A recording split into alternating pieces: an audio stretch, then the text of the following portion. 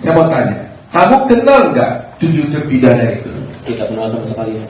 Apa katanya waktu itu? Kan saya bilang saya nggak kenal Pak nama-nama pelaku. Nah, Muka pun nggak kenal. Terus kata Pak Rudiana, ya udah ntar saya kasih tahu nama-namanya pelakunya. hari ini kita mendapatkan bukti yang luar biasa melalui Kang Dedi. Keluarga dari Dede menghubungi Kang Dedi. Kita kedatangan di sini yaitu Dede.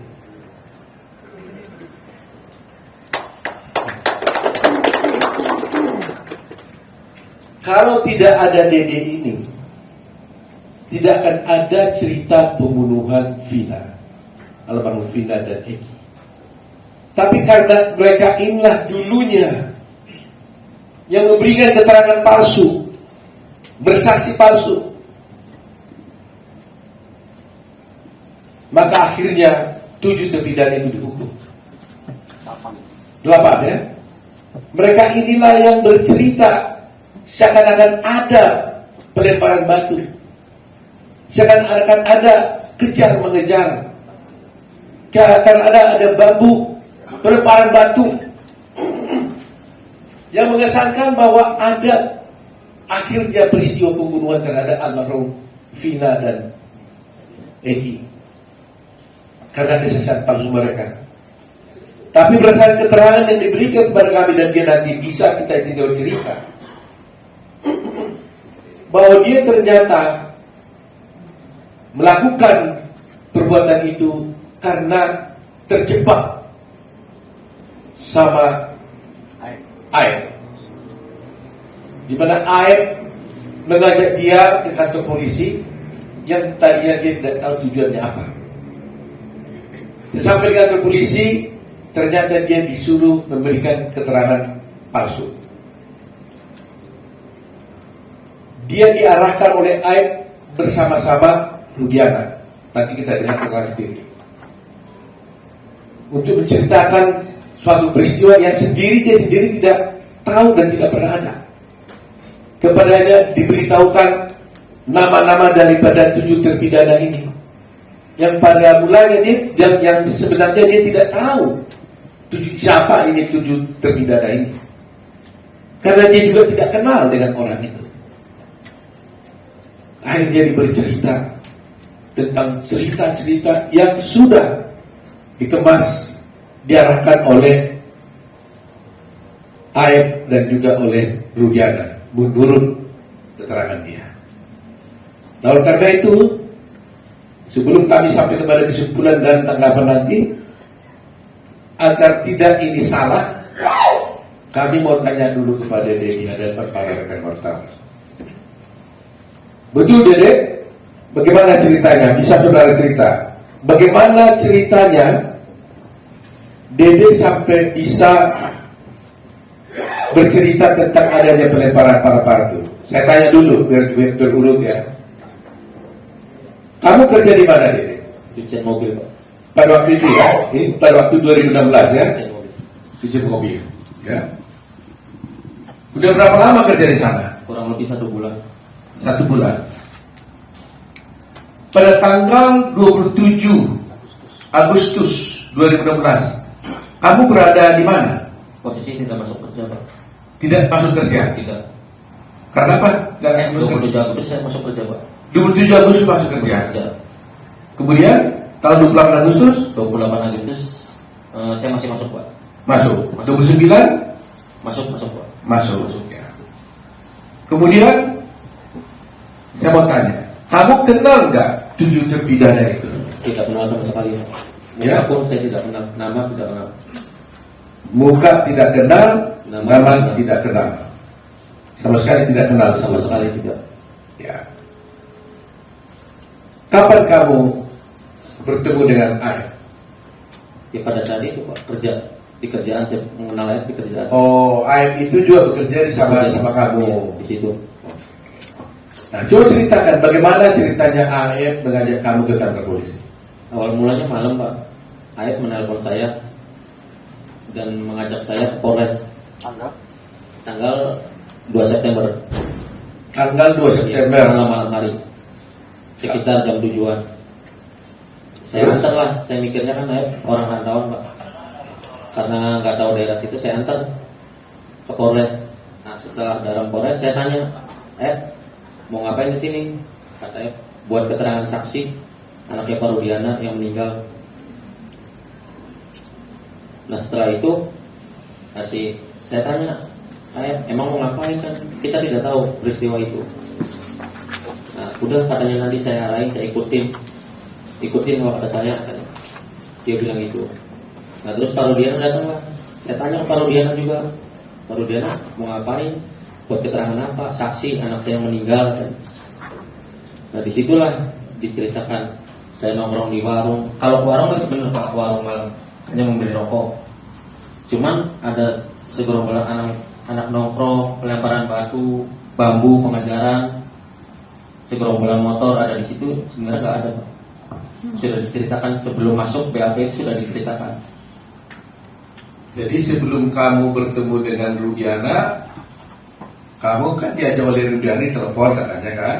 Bukan saya ditelepon Pak. Saya ditelepon dengan Ayep Pak. Ditelepon oleh Ayep. Kamu diajak ke kantor polisi. Iya. Waktu kamu diajak ke kantor polisi, kamu tahu tujuannya itu apa? Belum tahu Pak. Saya nanyanya pas sudah masuk ke Polres Pak. Di dalam. Apa katanya waktu kamu diajak ke kantor polisi? Ya saya tanya pas di dalam, mau ngapain sih?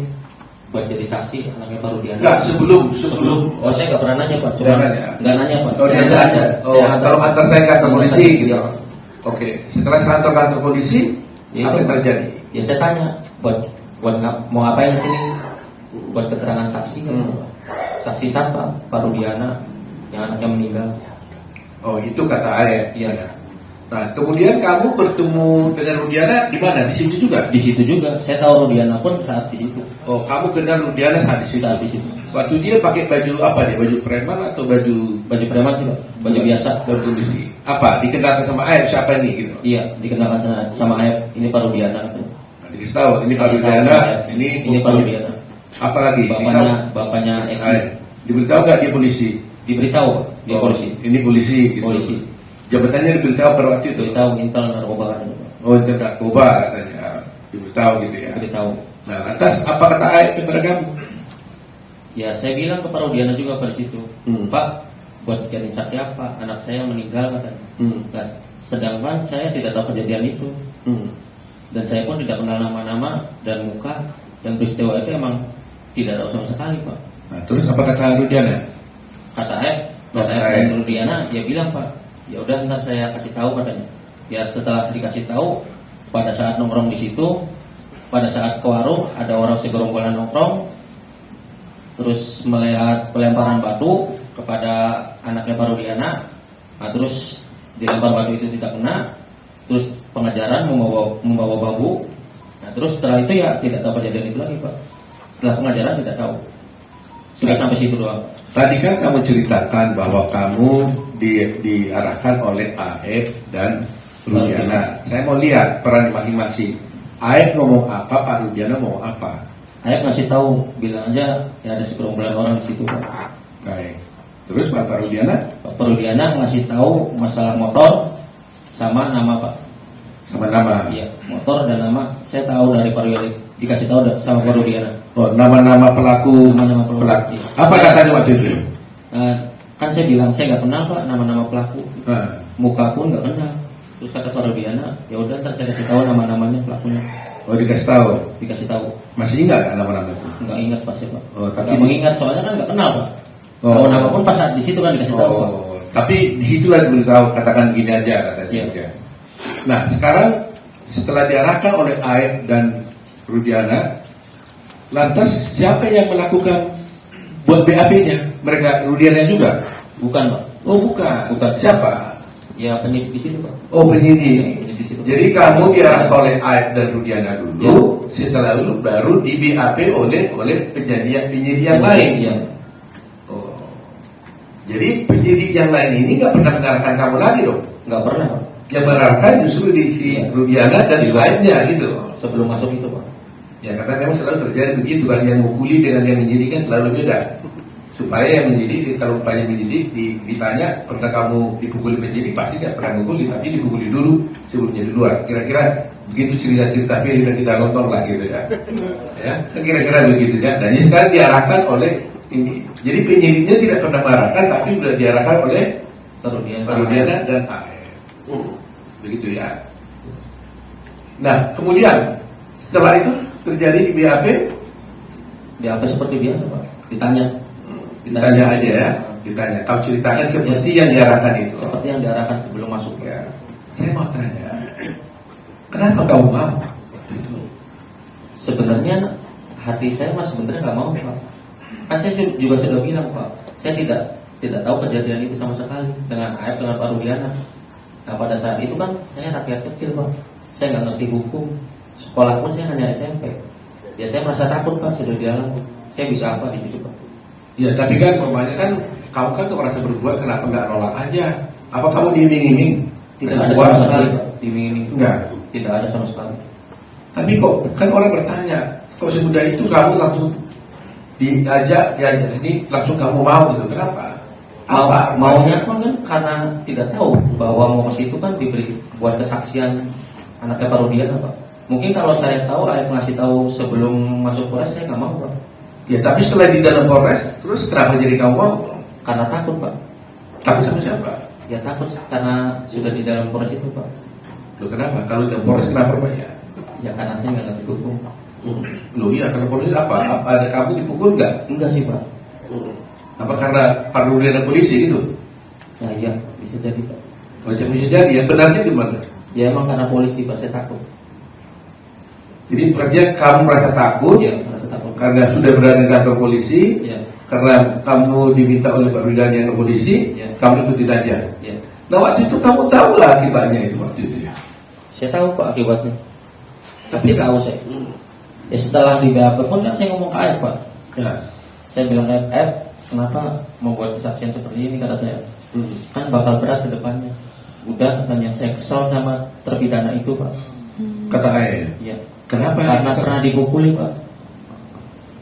Oh, si ayah cerita bahwa dia pernah dipukuli oleh Warga sekitar di situ Pak. oh, ayah merasa apa? Dipukuli Dipukuli oleh warga situ, bukan oleh terpidana. Iya, ada terpidananya. Ada terpidana. Jadi merasa kesal ya, Merasa kesal. sehingga diarahkan. Gitu. Ya beda.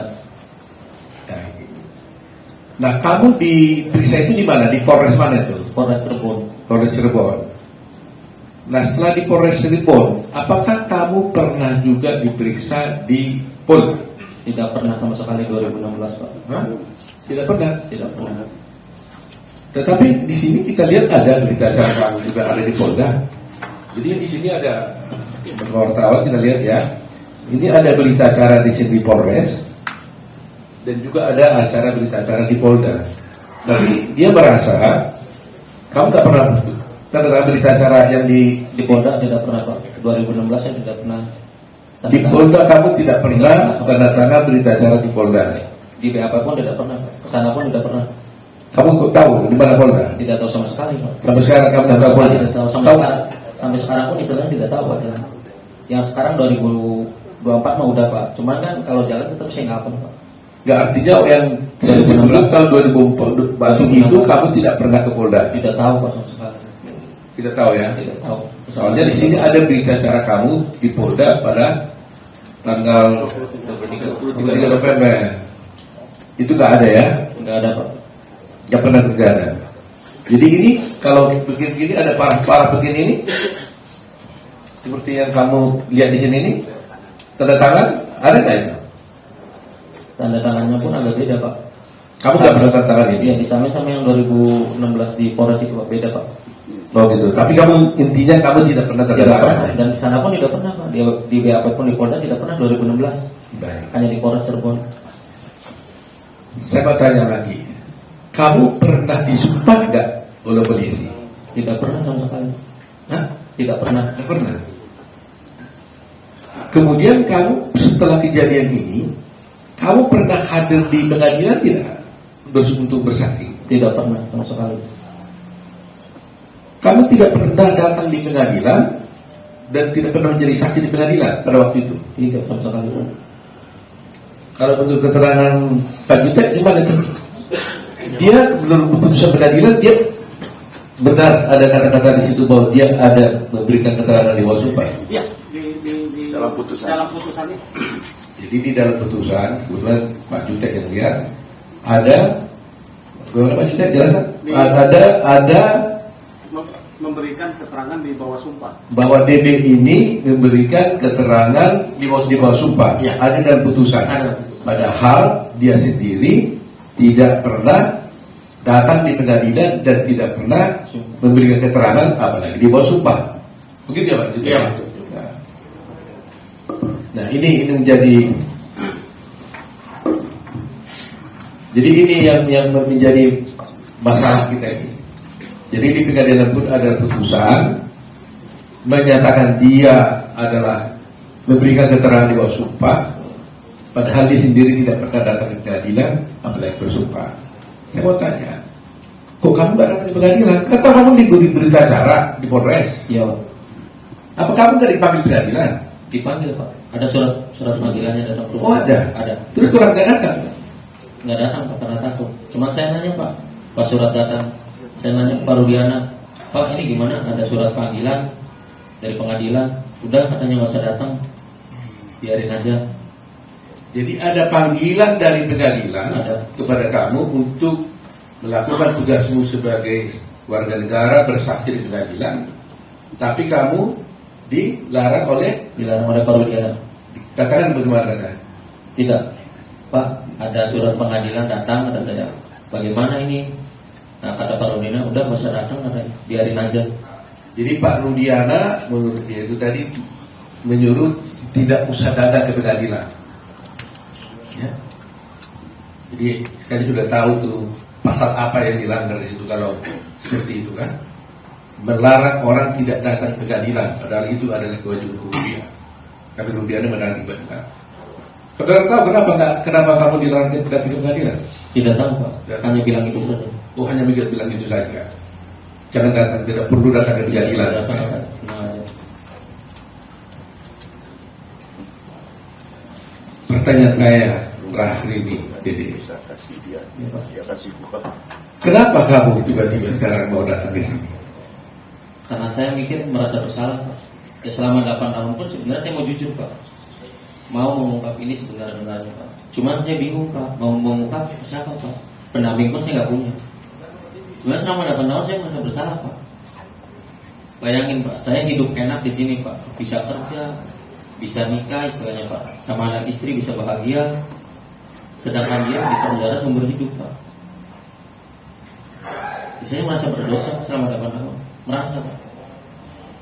Nah saya putuskan kemarin Pak, seminggu sebelum saya bertemu Kang Deddy, saya putuskan benar-benar Pak.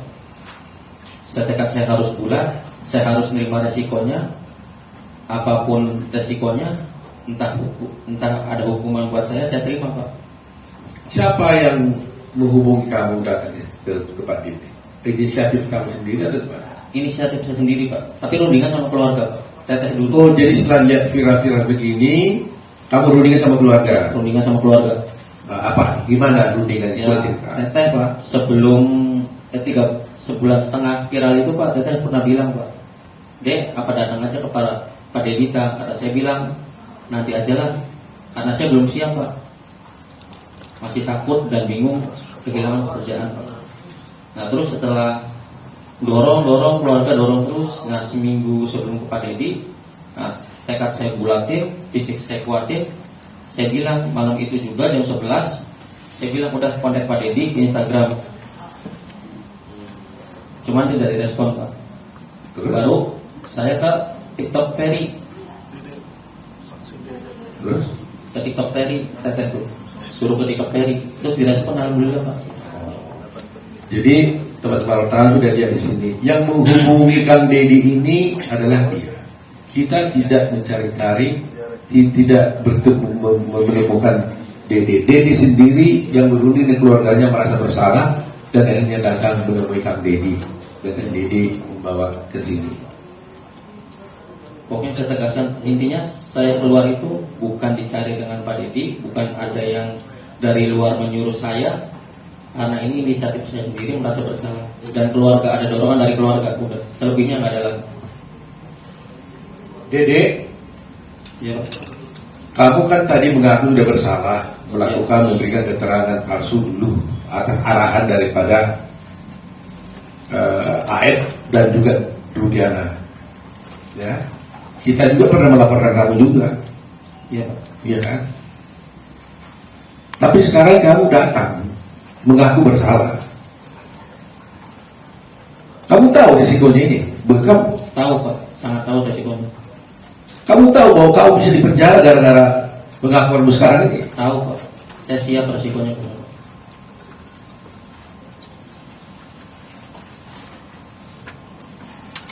7 orang ini di dalam penjara gara-gara kamu. Iya Pak. Kamu bersedia nggak masuk penjara supaya 7 orang ini keluar? Sangat bersedia Pak. Yang penting intinya 7 terpidana itu saya mau keluar Pak, bebas. Seperti kehidupan saya kemarin Pak. Karena saya merasa bersalah. Meskipun kamu masuk penjara, Siap Pak. Meskipun saya masuk penjara menggantikan 7 terpidana itu, saya siap Pak. jadi kau siap 7 orang keluar, kamu masuk penjara Siap, saya siap Pak. karena kau merasa bahwa mereka masuk penjara gara-gara kamu. Saya Pak.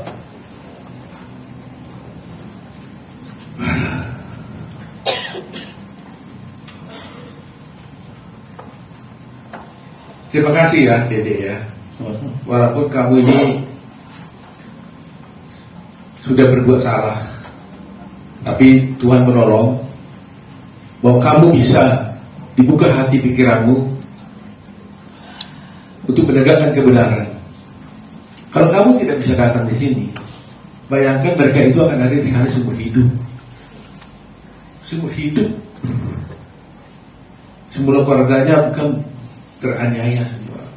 Dan keadilan menjadi tidak tercapai. Republik menjadi hancur. Tapi dengan keberanianmu ini, meskipun kau bersalah, ya saya harap di dalam hukum sebenarnya Dede, saya bisa jelaskan sedikit. Belum tentu juga kau bisa harus dihukum, walaupun kau bersalah. Karena di dalam hukum itu Dede, ada juga namanya alasan pemaaf, ada alasan pembenar, ya. Ada alasan penghapus untuk pidana dan sebagainya. Mudah-mudahan hakim nanti, kalau kamu harus diproses,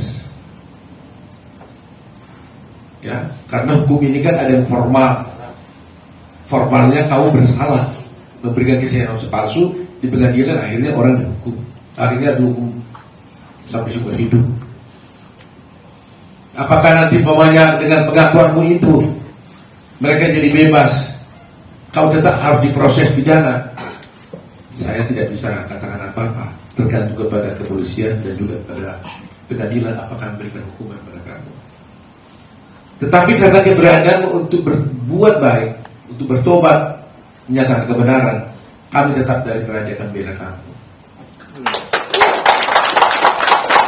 Supaya jangan ada yang takut untuk bertindak menyatakan yang benar. Jangan ada yang takut. Seperti Dede, berbuat salah tapi bertobat, mengaku bersalah.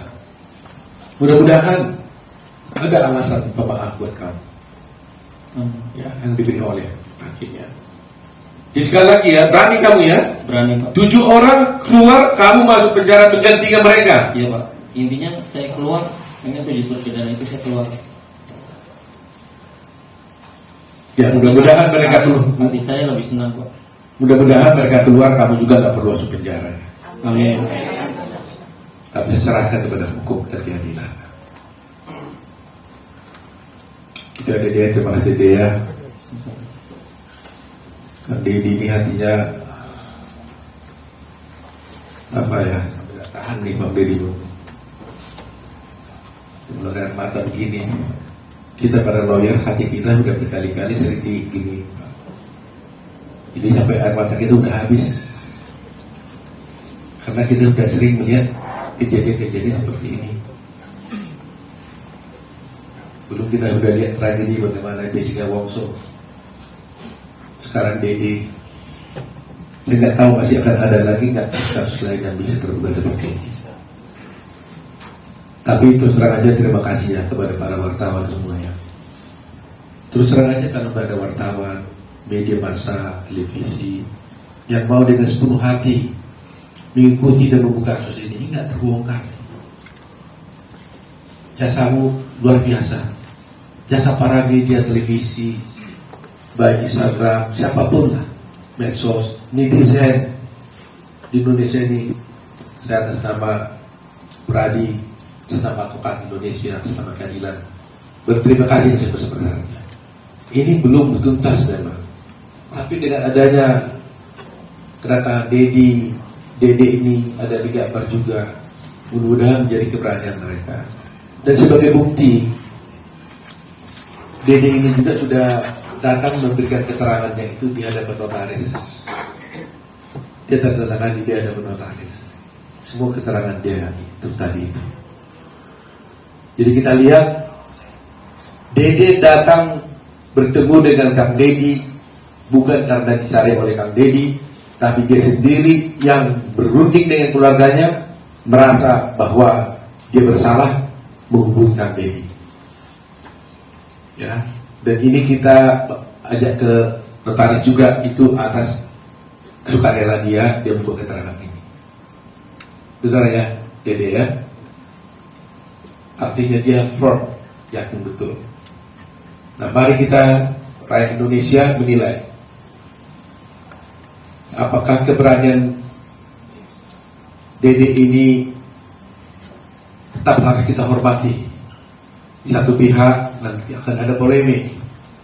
Di satu pihak dia sudah bersalah, tapi dia di satu pihak dia sudah menjadi pahlawan untuk bisa membongkar kasus ini. Mari kita dukung Dede. Mari kita doakan Dede. Kita kuatkan hatinya supaya kasus ini bisa terbuka. Dan kepada Kapolri, terima kasih Pak Kapolri karena sudah menugaskan kemarin saya lihat ada Bapak Resrim, Irwasu, Propam turun tangan kasus ini.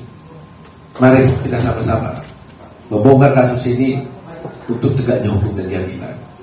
Kalau toh ada di sini katakan Dede ini bahwa itulah dari polisi, bukan kepolisian secara institusi. Ini adalah oknum. Oknum. Jangan gara-gara satu oknum tercoreng nama institusi. Jadi kita harus berani ya membuka kasus ini. Jangan gara-gara setitik nilai rusak sukses seberangan. Jangan gara-gara satu oknum yang berbuat menjadi rusak institusi kepolisian. Kami butuh polisi, Pak. Kalau tanpa polisi nggak mungkin ada keamanan di negeri ini. Kami tetap ingin menjaga dengan baik kepolisian. Oleh karena itu apapun kami siap bekerja sama dengan pihak kepolisian seperti yang dilakukan oleh Kang Dedi ini. Dan terus terang Pak, teman-teman semua, para netizen di seluruh Indonesia, menjadi pertanyaan sekarang, kalaulah seperti dikatakan oleh Kang Dedi, si Dedi tadi itu benar, itu hanya rekayasa. Menjadi pertanyaan kita sekarang, apa motifnya dibuat seperti ini? Apa motifnya harus dibuat cerita seperti ini supaya 7 orang ini jadi terdakwa, dihukum seumur hidup? Toh mereka bukan jenderal, bukan orang kaya, bukan politisi. Mereka bekerja hanya kuli bangunan. Apa motifnya? Ini juga mestinya diungkap. Apa motifnya? Kenapa harus seperti itu? Mengarang cerita, mengorbankan banyak orang, membuat negeri kita geger begini luar biasa. Apa motifnya? Nah itu mungkin tugas kepolisian nanti yang bisa mengungkapkannya. Jadi itulah mungkin keterangan kami, mungkin kalau ada Kang Dedi sampai di sana.